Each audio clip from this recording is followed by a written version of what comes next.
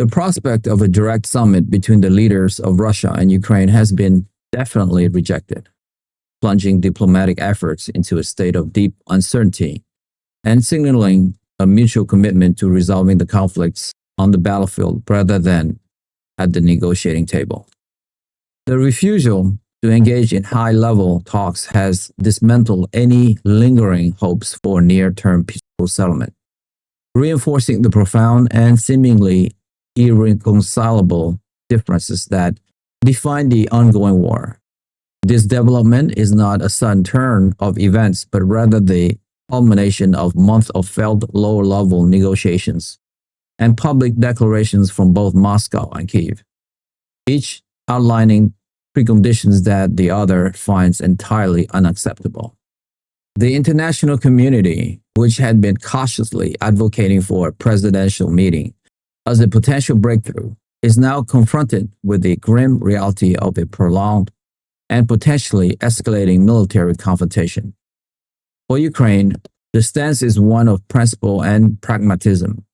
The Ukrainian government has consistently maintained that a summit with the Russian president would only be productive if it were to finalize a comprehensive peace agreement that respects Ukraine's sovereignty and territorial integrity. The key, non-negotiable condition from Kyiv is the complete withdrawal of all Russian forces from internationally recognized Ukrainian territory, including the regions occupied since the initial phase of the conflict. The Ukrainian leadership views any meeting without this as a fundamental precondition, as a futile exercise in political theater, one that would serve only to legitimize the Russian leader on the world stage without yielding any tangible benefit for Ukraine. They fear that a summit under the current circumstance, with Russian troops still occupying large swaths of Ukrainian land, would be framed by Moscow as a tacit acceptance of the existing front line, a proposition that is anathema to the Ukrainian government and public. The Ukrainian president has repeatedly stated that he will not negotiate under duress, and that the true peace talks can only begin once the aggressor has demonstrated a genuine commitment to de-escalation by pulling back its military. This position is strongly supported by the Ukrainian people, who have shown remarkable resilience and a unified desire to reclaim all of their sovereign territory.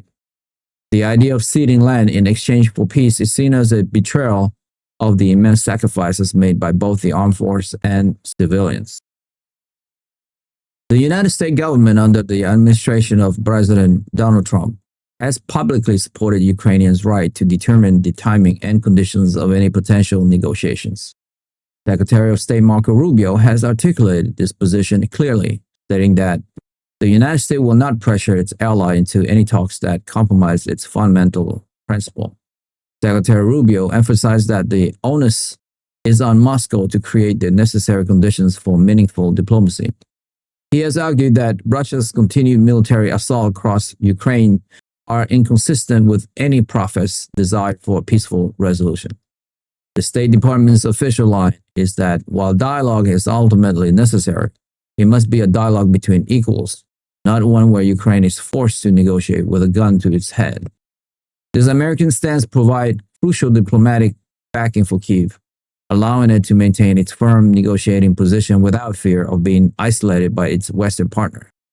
The administration's view, as explained by Secretary Rubio, is that a premature summit would be counterproductive, potentially fracturing the international coalition supporting Ukraine and providing a propaganda victory for Moscow. Instead, the focus remains on strengthening Ukraine's positions militarily and economically, with the belief that a strong and resilient Ukraine will eventually be able to negotiate from a position of power, not weakness.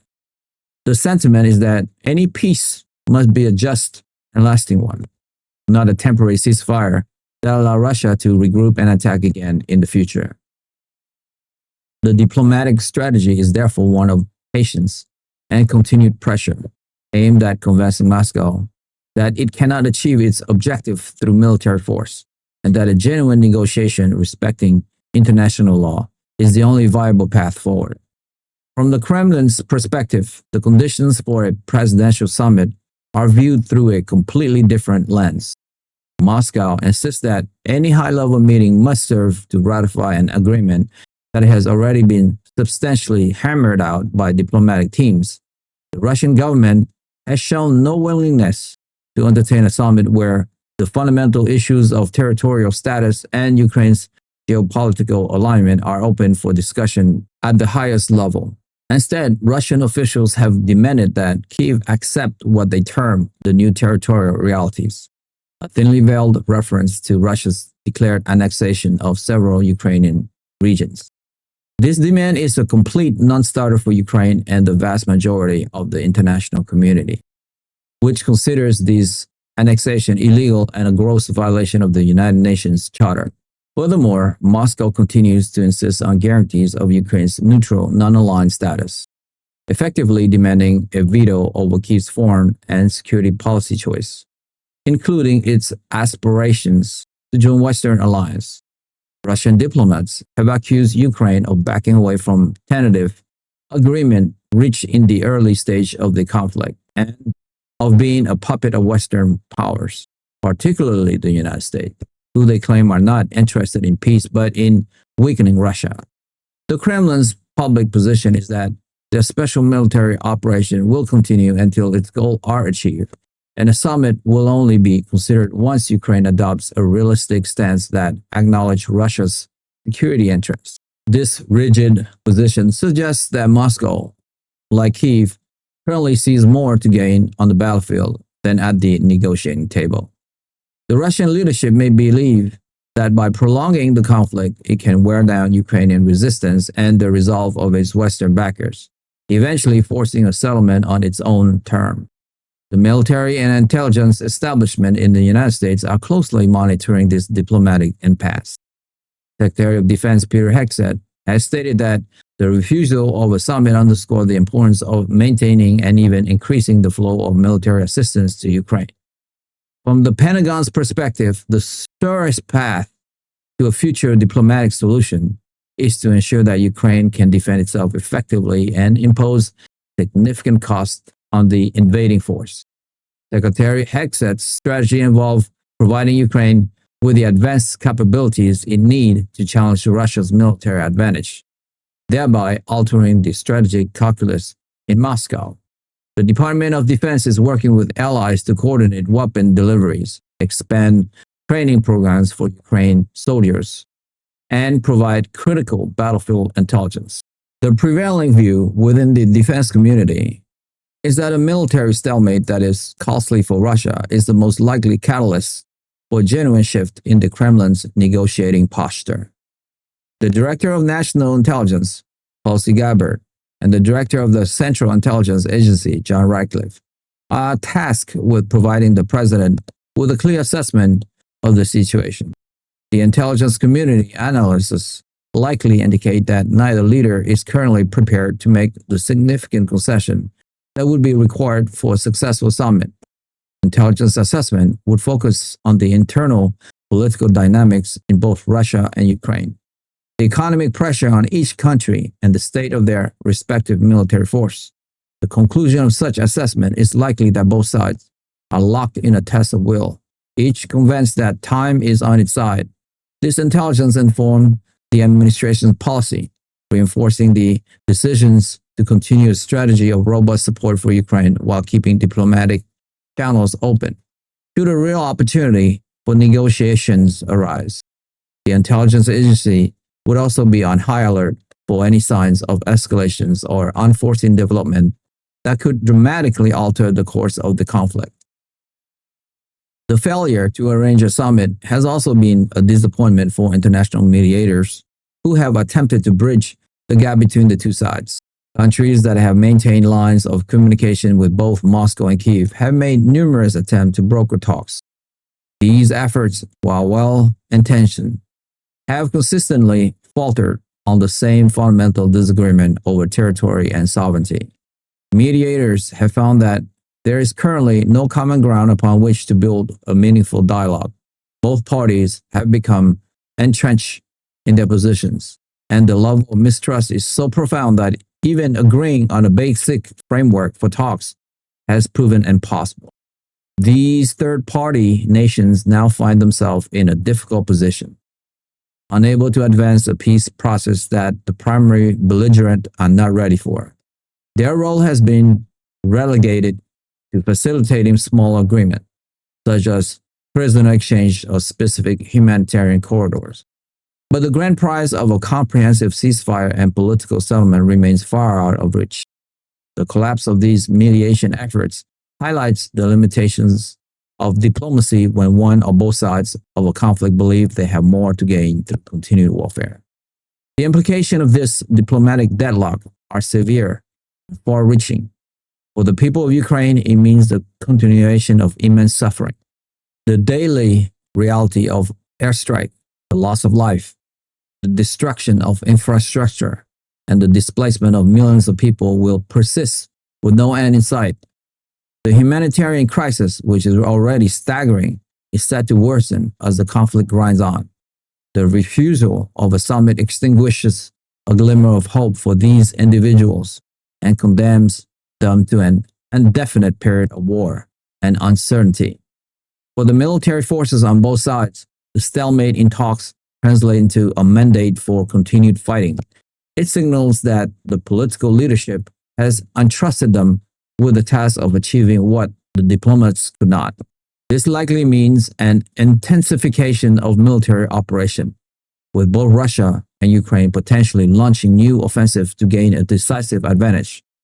The war could enter an even more brutal phase of attrition, with casualties rate climbing on both sides. The focus will be on securing tactical and strategic objectives on the ground that could eventually be translated into leverage in some future negotiation.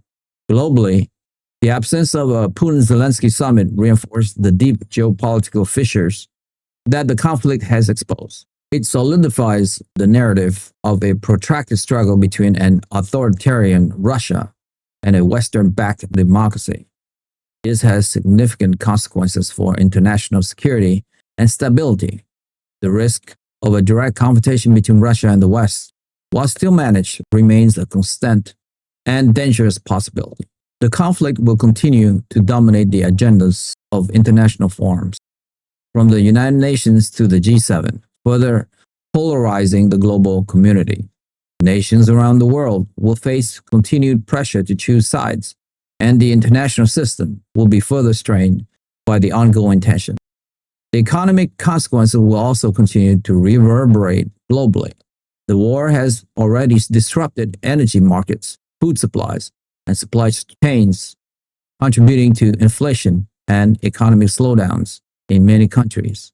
A prolonged conflict will exacerbate these problems, posing a threat to the global economic recovery. The administration officials responsible for the U.S. economy, such as Secretary of the Treasury Scott Bessent and Secretary of Commerce Howard Lutnick, will have to navigate these turbulent waters, working to mitigate the impact on American consumers and businesses while using economic tools to maintain pressure on Russia. The legal and justice dimensions of the conflict also remain in sharp focus. Attorney General Pam Bondi's office would continue to support international efforts to investigate and prosecute alleged war crimes committed during the conflict. The lack of a diplomatic resolution reinforced the importance of these accountability efforts, ensuring that even in the absence of peace, the pursuit of justice for victims continues. The overarching challenge for the United States and its allies is to sustain a long-term strategy that is resilient, unified, and adaptable. It requires maintaining domestic and international political support for the significant financial and military commitment to Ukraine. It also involves managing the complex relationship with Russia, deterring further aggression while avoiding a direct military clash. The rejection of a presidential summit has made it clear that there are no easy or quick solutions. The path forward is one of sustained effort and unwavering resolve in the face of a conflict that continues to shape the geopolitical landscape of the 21st century. Many of my listeners, like 70%, haven't subscribed to my YouTube channel. And so many of you don't even know that you haven't subscribed. And that is actually what makes the show going. It's almost like you're making a donation to the show. So that's why I ask again and again, because It enables us to grow and grow and grow. And we're going for the long haul here. And listen, if this is your first time listening to World Global Conflict, you don't have to subscribe. You guys, your first ones on me. But if you have watched this show before, it's like you are freeloaded now. So all I would ask you is, if you have seen this show before and you like it, help me, help my team here. Hit that subscribe and like button now, and we will continue to build this show for you. That I swear. Thank you to all of you guys who have subscribed. It means a lot to me. Thank you so much. That's all for me for today. I will see you soon. Bye for now.